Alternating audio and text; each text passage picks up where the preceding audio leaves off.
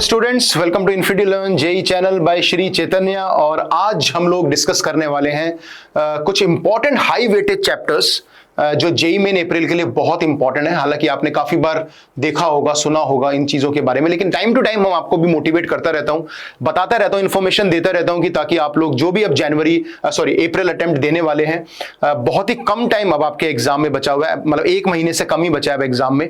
तो आपको पता होना चाहिए कि कौन कौन से चैप्टर्स जो है मैथ्स में बहुत इंपॉर्टेंट है। और डेटा मेरे सामने है, मेरे साथ है, जहां मैं आपको दिखाऊंगा कि जनवरी अटेम्प्ट में कितने क्वेश्चंस उस चैप्टर से पूछे गए। तो उससे एक आइडिया लग जाएगा कि किस चैप्टर में आपको ज्यादा वैरायटी सॉल्व करनी है, किस में ज्यादा आपको मेहनत करनी है, किस में थोड़ा सा ज्यादा फोकस करना है। ठीक है, तो चलिए स्टार्ट करते हैं आज का ये सेशन। लेकिन उससे पहले let me tell you about the test series of infinity learn by Shri Chaitanya. बहुत ही अमेजिंग टेस्ट सीरीज है जिससे हमारे हर साल श्री चैतन्य के रिजल्ट्स निकलते हैं। तो सेम टेस्ट सीरीज अब सबके लिए है बेटा, और इसमें 33 AITS है, जिसमें 23 मेंस के टेस्ट हैं और 10 जो है वो एडवांस के टेस्ट हैं, और आपको रिपोर्ट्स वगैरह सब कुछ मिलेगा। और 40 ऑनलाइन जेई सिलेबस के फुल मॉक टेस्ट भी हैं। तो बहुत सारे टेस्ट हैं और बच्चा कई बार ढूंढता भी है कि सर कहां से टेस्ट सीरीज में ज्वाइन करूं। तो अपार्ट फ्रॉम जहां भी आप कर रहे हो उसके अलावा आप ये भी ले सकते हो, because it is one of the best. और जो रिजल्ट्स हमें मिलते हैं लगातार, वो इट इज ओनली बिकॉज कि हम टेस्ट सीरीज में जो कंटेंट है, जो टाइप ऑफ क्वेश्चंस हैं, वो बहुत ही अमेजिंग होते हैं। ठीक है ना, तो कूपन कोड लगा के 50% ऑफ भी मिल जाएगा। कूपन कोड है YouTube 50 ऑफ। ठीक है, चलिए, तो please subscribe to the channel and please share this session. Okay, तो सबसे पहले बात करते हैं कैलकुलस की। तो कैलकुलस में जो क्वेश्चन सबसे ज्यादा पूछे गए हैं आपके, जहां पे आपको मैक्सिमम ध्यान देना है ना, ये बातें मैं पहले बता चुका, लेकिन फिर भी मैं आपके दोबारा बताने आया हूं ताकि आपकी प्रिपरेशन अब लास्ट लेग में चल रही है, 1 महीना बचा है और आखिरी अटेम्प्ट है। तो you should be really really serious, और आपको पता होना चाहिए कि किन चैप्टर्स पे ज्यादा आपको फोकस करना है। अगर नहीं पता, जस्ट इन केस या मिस हो गया है, तो you should know about it. तो सबसे पहला चैप्टर आता है फंक्शंस, है ना। तो फंक्शंस में सर किस किस टॉपिक पे ध्यान दें? तो फंक्शंस में आप 1-1 मेन्यू यानी मैपिंग पे ध्यान दीजिए। ठीक है, फंक्शनल इक्वेशंस पे ध्यान दो, नंबर ऑफ फंक्शंस पे ध्यान दो, और डोमेन वगैरह पे ध्यान दो। डोमेन पे तो डोमेन आ जाएगा आपका, नंबर ऑफ फंक्शंस आ जाएगा, और मैपिंग और फंक्शनल इक्वेशंस। तो ये सबसे ज्यादा सवाल आएगा। देखो 10 शिफ्ट में 14 सवाल पूछे हैं, तो इस वाले एक शिफ्ट ऐसी भी होगी इसमें 2 शिफ्ट, मतलब एक से ज्यादा शिफ्ट होंगी जिसमें 2 सवाल भी आए हैं। तो दिस इज बेस ऑल्सो। ये मैं क्यों बोल रहा हूं, क्योंकि बेसिक भी है ना। अगर फंक्शंस आपका अच्छा है, स्ट्रांग है, तो आगे भी आपको काफी प्रॉब्लम जो है नहीं आती है आगे के चैप्टर्स में। जो अगला इंपॉर्टेंट चैप्टर आ जाता है बेटा, वो है डेफिनेट इंटीग्रेशन। डेफिनेट इंटीग्रेशन के अंदर जितने भी क्वेश्चन है, सारी प्रॉपर्टीज वाले क्वेश्चंस, चाहे वो ग्रेटेस्ट इंटीजर के सवाल हो, या GIF के सवाल हो, या प्रॉपर्टीज में किंग्स प्रॉपर्टी हो, इवन ऑड हो, या फिर पीरियोडिक प्रॉपर्टी हो। उसके अलावा लेबनिज रूल है। ठीक है ना, तो लेबनिज रूल बहुत अच्छे से करना है। तो ये 2 चीजें आपको बहुत अच्छे से करके जानी है। Lebanese rule is the most important part, and properties में सारी प्रॉपर्टीज, है ना, चाहे वो ब्रेकिंग वाली प्रॉपर्टी हो, मॉड को, या फिर GIF को, फ्रैक्शन पार्ट को, या किंग्स प्रॉपर्टी हो, या क्वींस प्रॉपर्टी हो, या इवन ऑड प्रॉपर्टी हो, या पीरियोडिक प्रॉपर्टी हो। तो प्रॉपर्टी के साथ लेबनिज रूल अच्छे से करके जाना। हालांकि रिडक्शन फॉर्मूला भी थोड़ा देख सकते हो, लेकिन स्टिल लेबनिज प्लस प्रॉपर्टी सबसे ज्यादा पूछी गई है इस बार। अगर हम आगे बात करते हैं एरिया की, तो एरिया में 12 सवाल आए हैं। तो एरिया में कुछ ऐसा खास नहीं है, नॉर्मल एरिया के सवाल हैं, तो वो आप तैयार कर सकते हो। डिफरेंशियल इक्वेशन में you can go for linear differential equations पे ज्यादा ध्यान देना है थोड़ा सा। तो ये वो कैलकुलस के चैप्टर्स हैं जिनमें सबसे ज्यादा सवाल पूछे गए हैं। बट दैट डजंट मीन कि ये चैप्टर सारे कम इंपॉर्टेंट हो जाते हैं। बट हाँ, अगर आप डेटा से के हिसाब से बात करते हो, तो functions, definite integration, area differential से ज्यादातर सवाल आए हैं इस बार, है ना। आप लिमिट्स या कॉन्टिन्यूटी डिफरेंशिएबिलिटी से उतने सवाल नहीं आए हैं। तो जस्ट इन केस आपके पेपर में कोई सवाल आता है, आसान होता है, कर लोगे, नहीं होगा तो छोड़ भी दोगे, इतना फर्क नहीं पड़ने वाला। हाँ, सरप्राइजिंगली इस बार लगा AOD, है ना। AOD से सिर्फ 4 ही सवाल आए हैं, यानी इंक्रीजिंग डिक्रीजिंग मैक्सिमम मिनिमा को इतना इंपॉर्टेंस नहीं दिया गया। बट मुझे पता है बच्चा AOD को भी सॉल्व जो है वो करता है। आपके मैक्सिमम मिनिमा के कॉन्सेप्ट्स, लोकल मैक्सिमम मिनिमा और इंक्रीजिंग डिक्रीजिंग के कॉन्सेप्ट्स सही होने चाहिए, है ना। छोड़ तो नहीं सकते इस चैप्टर को, हाँ, लेकिन इन पे थोड़ा ज्यादा ध्यान देना, क्योंकि ये अप्रैल अटेम्प्ट में भी इनका वेटेज ज्यादा होगा। Coming to algebra, sequence series is again one of the most important topics after matrices and determinant. तो सीक्वेंस सीरीज में से आपको AP-GP के सवाल देखने को मिलेंगे, कुछ AGP के भी मिल सकते हैं। उसके अलावा आपको सीरीज वाला पार्ट देखने को मिलेगा, sigma sum of series, telescopic series देखने को मिलेगी, और मेथड ऑफ डिफरेंस देखने को मिलेगा। तो प्लीज इनको अच्छे से करके जाना, ठीक है।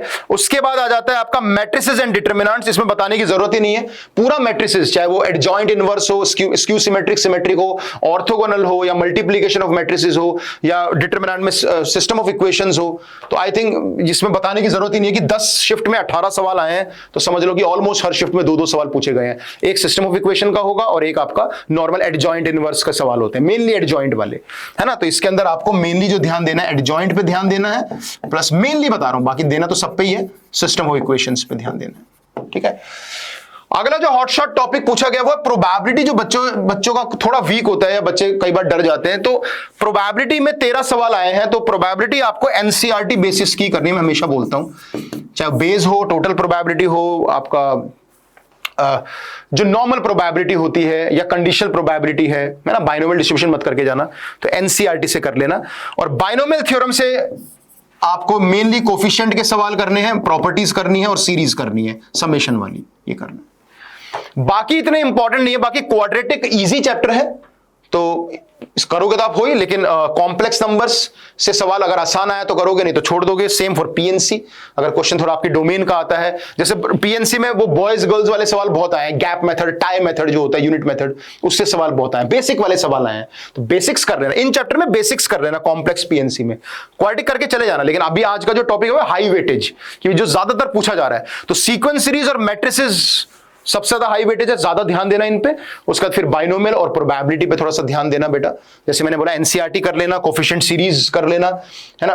तो ये सारी चीजें आपको मैंने अभी हाल फिलहाल में आपका बाइनोमियल के सारे फॉर्मूलेज आपको करवाए हैं, तो वो फॉर्मूलेज जरूर देख लेना, तो उसी के बेसिस पे ही सवाल आएंगे आपके, ठीक है। बाकी कॉम्प्लेक्स पीएनसी आप बेसिक कर सकते हो अप्रैल अटेम्प्ट के लिए, कि इजी सवाल आया तो कर लेंगे, नहीं आया तो छोड़ देंगे, वो वाली कहानी है। क्वाड्रेटिक इजी है, हाई वेटेज नहीं है पर इजी है ना, तो इसको तो करके जाना ही जाना है for sure. Trigonometry vector theory की बात करें तो ट्रिग्नोमेट्री मतलब मैं नहीं कहूंगा कि अवॉइडेबल है, ट्रिग्नोमेट्री करके जाते हो आप और आसान भी होती है तो इसमें हाई वेटेज से कुछ भी नहीं है, हाँ, लेकिन वेरी इजी टू स्कोर। तो इनको जो है तीनों चैप्टर्स को आप आराम से करके जाना। हालांकि ये आउट ऑफ सिलेबस है, फिर भी इन्होंने एक सवाल दे दिया था, बट ट्रिगो 1 और आईटीएफ एक सवाल ही आएगा। देखो 10 क्वेश्चन है तीनों में मिला के, है ना, तीनों में मिला के 10 सवाल ही आए, मतलब एक क्वेश्चन आया पर शिफ्ट। तो ट्रिग्नोमेट्री से एक ही सवाल आएगा और वो डुएबल होगा, तो ज्यादा टेंशन वाली बात नहीं है। जो मेन ध्यान देने वाली बात है वो वेक्टर 3D है। वेक्टर में डॉट प्रोडक्ट और क्रॉस प्रोडक्ट के सवाल आएंगे, है ना, वो भी ट्रिपल वाले नहीं आएंगे, डबल वाले ही आएंगे, इजी आएंगे। और 3D से आपकी लाइन के क्वेश्चन आएंगे। और लाइन में सर कैसे क्वेश्चन आ रहे हैं? लाइन में आ रहे हैं पॉइंट का लाइन पे फुट ऑफ परपेंडिकुलर या इमेज, या फिर दो स्क्यू लाइंस के बीच का शॉर्टेस्ट डिस्टेंस, या फिर लाइन ऑफ शॉर्टेस्ट डिस्टेंस। तो प्लीज इसको करके जाना। 19 सवाल आए हैं, यानी कि 2 सवाल आए हैं 3D से एक पेपर में और एक आया है वेक्टर से, यानी कि 12 नंबर की वेटेज है भाई। बहुत होते हैं 12 नंबर, और 12 के 12 डुएबल हो सकते हैं, है ना।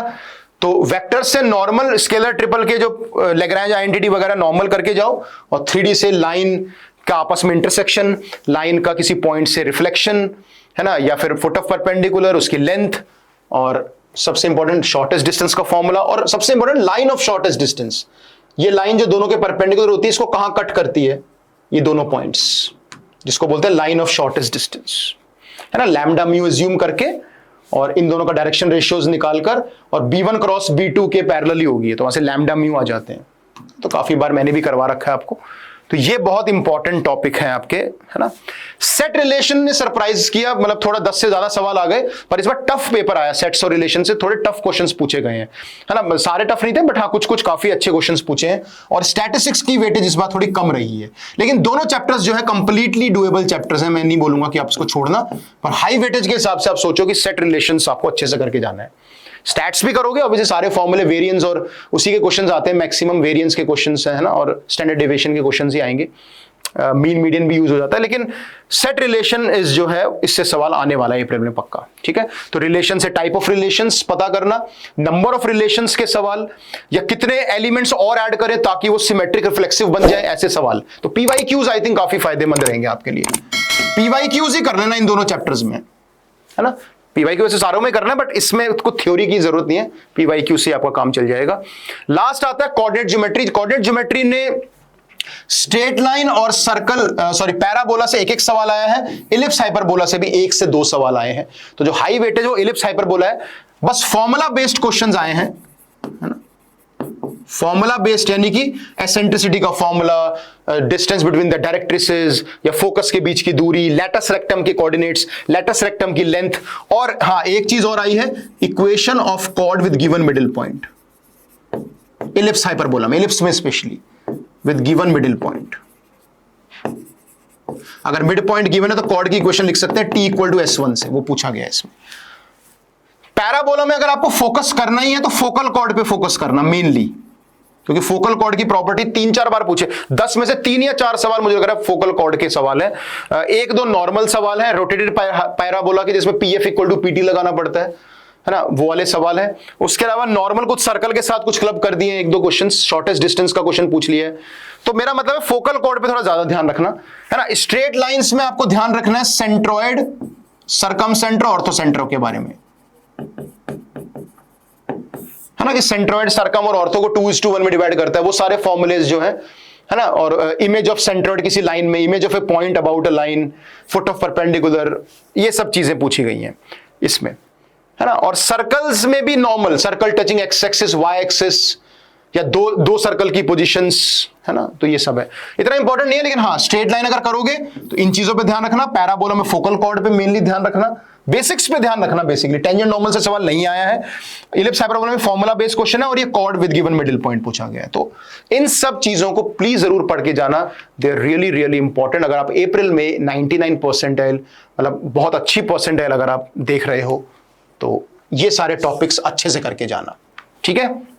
क्लियर है बेटा सबको? तो कोई भी डाउट हो please you can ask me in comment section, and please share this session among your friends, जितना ज्यादा शेयर कर सको अपने दोस्तों में, कि हाँ सर ने हमें बताया कि अप्रैल में किन किन बातों पे और ज्यादा फोकस करना है, ध्यान देना है, जो जनवरी में अगर आपने नहीं दिया है तो, या मतलब अगर रिवाइज भी करना चाहते हो तो प्लीज इन टॉपिक्स पे बहुत अच्छे से करके जाना, ठीक है ना। ओके चलिए, so thank you so much students. मैं ऐसे इंफॉर्मेटिव सेशंस के साथ और ऐसे मोटिवेशन सेशंस के साथ मैं आप लोगों को मिलता रहूंगा। So thank you so much students.